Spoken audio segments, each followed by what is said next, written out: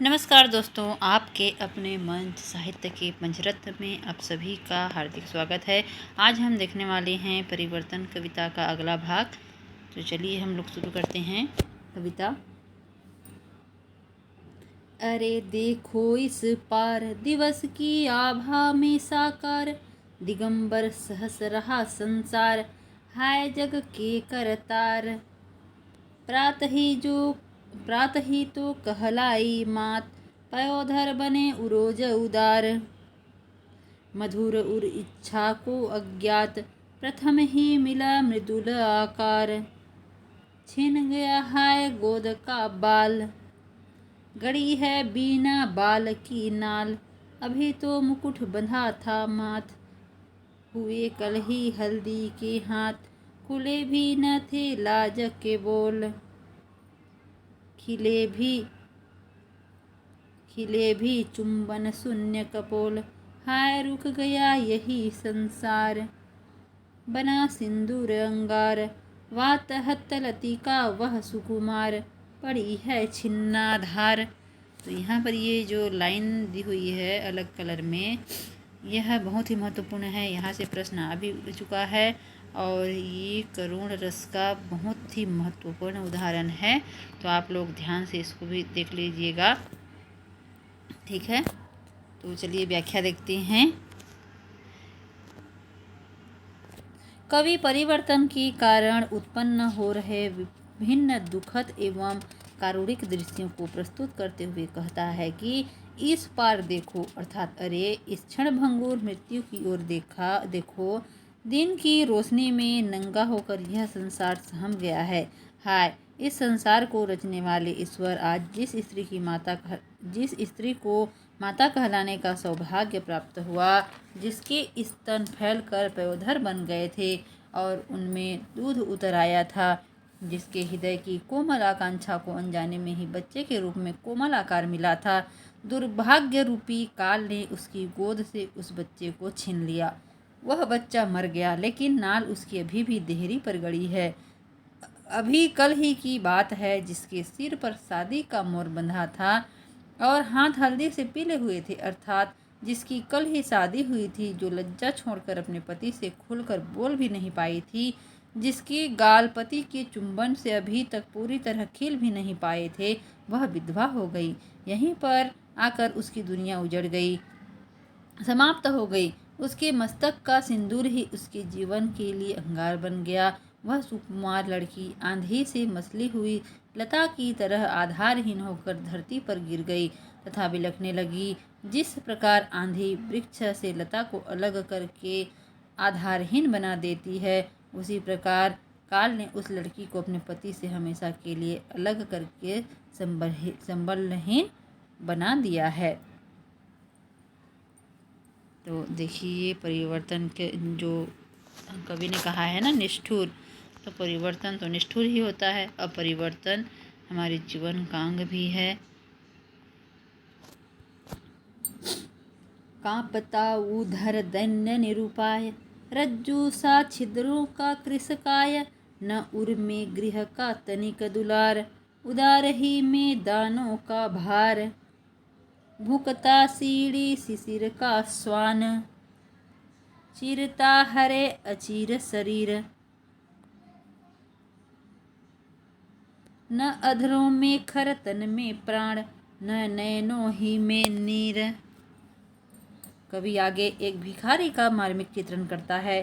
भिखारी का शरीर रस्सी के समान दुबला पतला है एवं उसके शरीर के मुख, नाक, कान, आँख आदि अंग रस्सी के बीच बीच में बने छेदों के समान कुरूप एवं घिनौने दिखाई पड़ते हैं। घर के प्रति उसके हृदय में जरा भी स्नेह नहीं है तथा जहाँ उसे 2 रोटियां मिल जाती है वही उसे घर मान लेता है। उसे भूख लगती है तो मजबूर होकर खाना पड़ता है तथा उस खाने में उसे कोई रुचि नहीं है। वह शिशिर ऋतु में ठंड से व्याकुल होकर कांपता रहता है। वह एक जड़ निर्जीव कंकाल के समान मृतक के सदृश चुपचाप पड़ा रहता है। उसके अधरों से न कोई स्वर निकलता है, न ही आँखों से कोई आंसू निकलता है। वह निर्जीव सदृश ही दिखाई देता है। आगे है, सकल रों से हाथ पसार, लुटता इधर लोभ गृह द्वार, उधर वामन डग स्वेच्छाचार, ना पता जगती का विस्तार। वामन मतलब जानते हैं ना कौन है वामन। टिड्डियों साछा अत्याचार, चाट जाता संसार। भिखारी के चित्रण के उपरांत कवि उसकी इस अवस्था के लिए जिम्मेदार शोषक वर्ग की ओर संकेत करते हैं। कवि यहाँ अंग्रेजों की ओर संकेत करता है। आरंभ में अंग्रेज हमारे देश में व्यापारी के रूप में आए थे तथा दिल्ली सम्राट से व्यापार करने की इजाज़त मांगी थी। उन्हें इजाज़त मिलने की उपरांत वे आस्तीन के सांप निकले तथा जिस शासक ने उन्हें संरक्षण दिया उसे ही काट कर अधिकार अपने हाथ में ले लिए एवं भारत के एक छत्र शासक बन गए। पंत जी कहते हैं कि पहले तो अंग्रेजों ने भारत के सामने हाथ पसारे तथा व्यापार की इजाज़त मांगी। उसके पश्चात लोभ में आकर भारत की गृहों को लूट लिया। उधर अंग्रेजों ने वामन के समान अपनी स्वेच्छा से पैर भरकर पूरे विश्व को नाप लिया। यहाँ पर वामन से तात्पर्य किससे है? अंग्रेजों से, अर्थात संपूर्ण भारत पर अधिकार कर लिया। जिस प्रकार टिड्डियाँ फसलों पर अत्याचार कर उसे नष्ट कर देती हैं, उसी प्रकार अंग्रेजों ने भारतीयों पर अत्याचार कर उनके संसार को नष्ट कर दिया। बजा लोहे के दंत कठोर, नचाती हिंसा जिह्वा लोल, भ्रुकुटी की कुंडल वक्र मरोर, फूकता अंधरों फन खोल। लालची गीधों से दिन रात, नोचते रोग शोक नित गात, अस्थि पंजर का दैत्य दुकाल, निगल जाता निज बाल। पंत जी कहते हैं कि एक और हिंसा लोहे के जैसे अपने कठोर दांत बजाकर जिह्वा घुमाते हुए चारों ओर नाच रही है और दूसरी ओर अंधा क्रोध अपनी गोल भ्रुकुटी को टेढ़ा करके सांप के समान फन खोलकर फुफकारता है तथा लालची गिद्धों के समान रोग शोक दिन रात निरंतर शरीर को नोच रहा है और बुरा काल रूपी राक्षस तो बच्चों के अस्थि पंजर को ही निकल जाता है।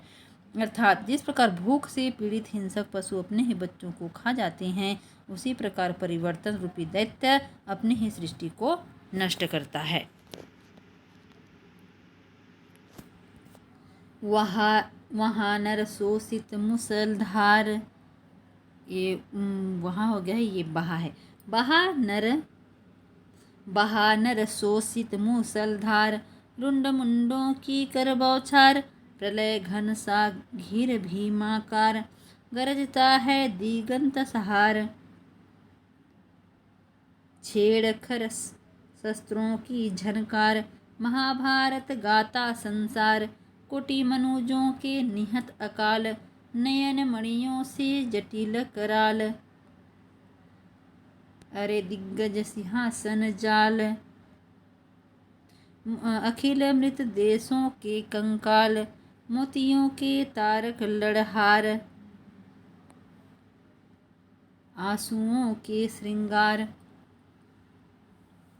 पंत जी आगे कहते हैं कि संसार में महाभारत जैसे भयंकर युद्धों की पुनरावृत्ति होती रहती है।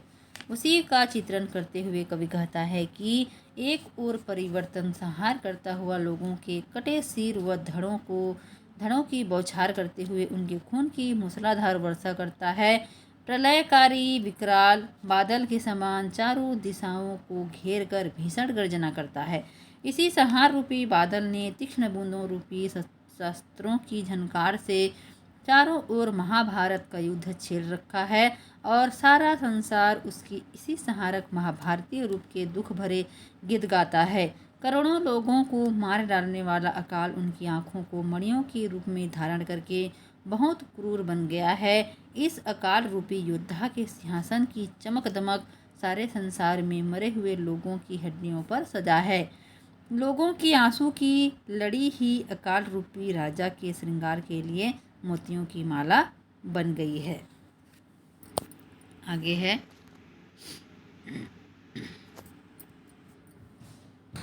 रुधिर के है जगती की प्रात, रुधिर के हैं जगती के प्रात, चितानल के ये सायं काल, शून्य निःश्वासों के आकाश, आंसुओं के ये सिंधु विशाल।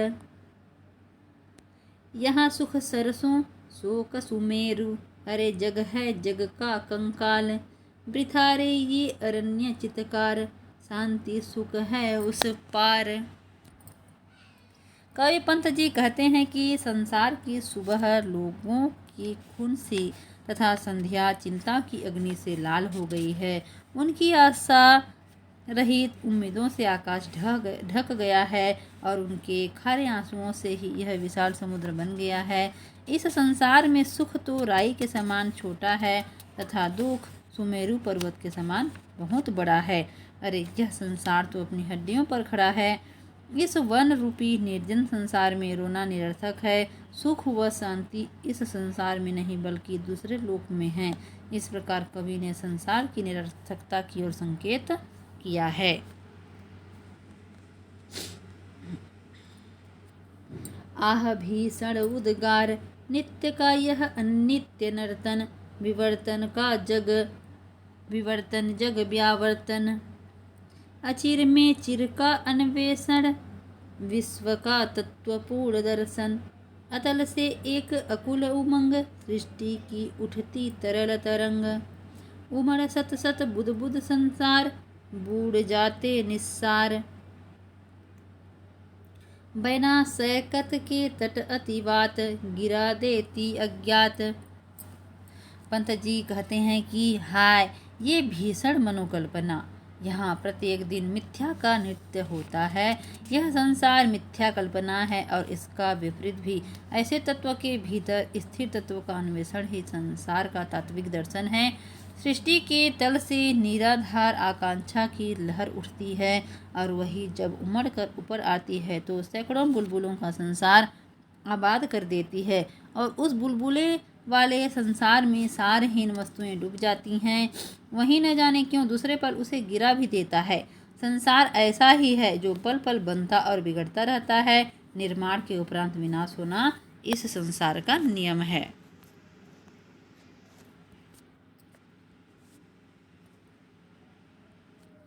एक छवि के असंख्य उद्गन, एक ही सब में स्पंदन। एक छवि के विभात में लीन, एक विधि के अधीन। एक ही लोल लहर के छोर, उभय सुख दुख निसी भोर। आगे है, इन्हीं से पूर्ण त्रिगुण संसार, सृजन ही है संसार। मुंदती नयन मृत्यु की रात, खोलती नव जीवन की प्रात। शिशिर की सर्व प्रलयकार बात, बीज बोती अज्ञात। म्लान कुसुमों की मृदु मुस्कान, फलों में फलती फिर अम्लान। महत है अरे आत्म बलिदान, जगत केवल आदान प्रदान। कवि कहता है कि यह जगत यथार्थ न होकर माया के समान भ्रामक है, अर्थात असत्य है तथा ब्रह्म का एक विवर्तन मात्र है, एक आभास मात्र है। कवि इस जगत के कण कण में ब्रह्म का आभास पाता है। सृष्टि के संपूर्ण प्राणियों में जो धड़कन है, चेतना है, वह उसी परम चेतन सत्ता अर्थात ब्रह्म से ही स्पंदित है। कवि कहता है कि असंख्य तारों में एक ही ज्योति चमकती है, सबके भीतर एक ही धड़कन है, सब एक ही परम सौंदर्य की ज्योति में समा जाते हैं। संसार का मूल सत्य तो एक ही परमात्मा के अधीन है। सुख और दुख, रात और सुबह परमात्मा की एक ही सुंदर लहर के बनने और मिटने के दो सिरे हैं। यह सत्व रज तमोगुण युक्त संसार इसी के भीतर अपना सारा क्रिया व्यापार करता है। असल में सृजन के साथ ही उसका अंत भी होता है। एक ओर मृत्यु रूपी रात आंखें बंद कर देती है और दूसरी ओर नवजीवन रूपी सवेरा आंखें खोल देता है। शिशिर के रात की ठंडी मारक हवा अनजाने ही धरती के गर्भ में बीज बो देती है। आगे बसंत ऋतु में वही बीज पौधे जवान होकर फूलों के रूप में अपनी कोमल हंसी बिखेरता है। फिर वही फूल सूख कर निर्मल फलों में बदल जाते हैं। इस प्रकार बीज का फूलों के लिए तथा फूलों का फलों के लिए अपने रूप को न्यौछावर कर देना महज एक कार्य है। यह जगत और कुछ नहीं है, केवल लेन देन का व्यापार है। कवि कहता है कि मृत्यु के बाद जन्म एवं जन्म के बाद मृत्यु का यह सतत चक्र चलता रहता है। यह संसार आदान प्रदान का ही रूप है, यानी यहाँ कुछ देने के उपरांत ही कुछ प्राप्त होता है। आगे है, एक ही तो असीम उल्लास, विश्व में पाता विविधा भास, तरल जल निधि में हरित विलास, शांत अंबर में नील विकास। वही उर उर में प्रेमोच्छ्वास, काव्य में रस कुसुमों में वास, अचल तारक पलकों में हास, लोल लहरों में लास। विविध द्रव्यों में विविध प्रकार, एक ही मर्म मधुर झनकार। पंत जी आगे कहते हैं कि अनंत परमात्मा का एक ही आनंद संसार में अनेक रूपों में अपना आभास करवाता है। वही सागर की लहरों में खिलवाड़ के रूप में दिख पड़ता है और शांत आकाश में फैले हुए नीले रंग के रूप में। वही आनंद लोगों के हृदय में प्रेमोद्गार, काव्य में रस के रूप में और फूलों के भीतर सुगंध, स्थिर तारों के भीतर टिमटिमाहट और सुंदर लहरों के नृत्य के रूप में प्रकट होता है। इस संसार के अनेक प्रकार के पदार्थों में भिन्न भिन्न रूपों में एक ही सत्य की मधुर ध्वनि गूंज रही है।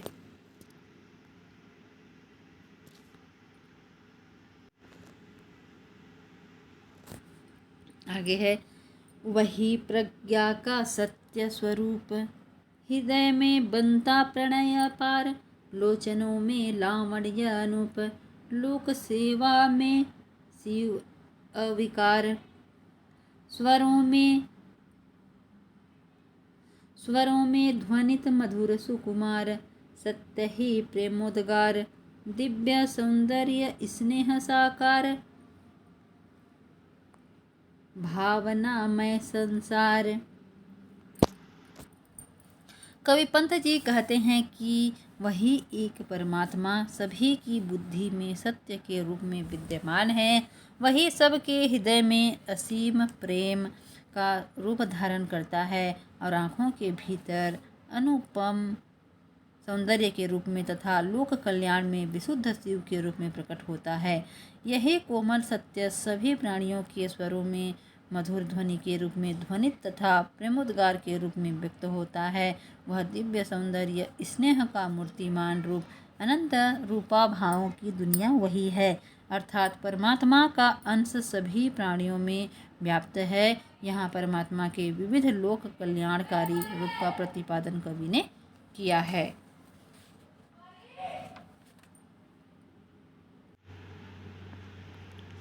ठीक है दोस्तों, यहीं पर मैं अपने वीडियो को विराम देती हूँ।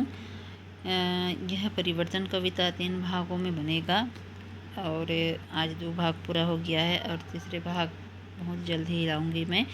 तो ठीक है दोस्तों, आप तब तक पहला भाग को देखिए, फिर इस दूसरे भाग को भी देखिए, फिर तीसरा भाग भी मैं जल्दी लाऊंगी क्योंकि परीक्षा बहुत ही नज़दीक है। ठीक है दोस्तों, तब तक आप सभी को बहुत बहुत धन्यवाद। और आपको वीडियो कैसे लग रही है, अच्छी है या नहीं है, आप लोग कमेंट करके ज़रूर बताइए। ठीक है दोस्तों, धन्यवाद दोस्तों। मैं आपको मिलती हूँ अगली वीडियो में।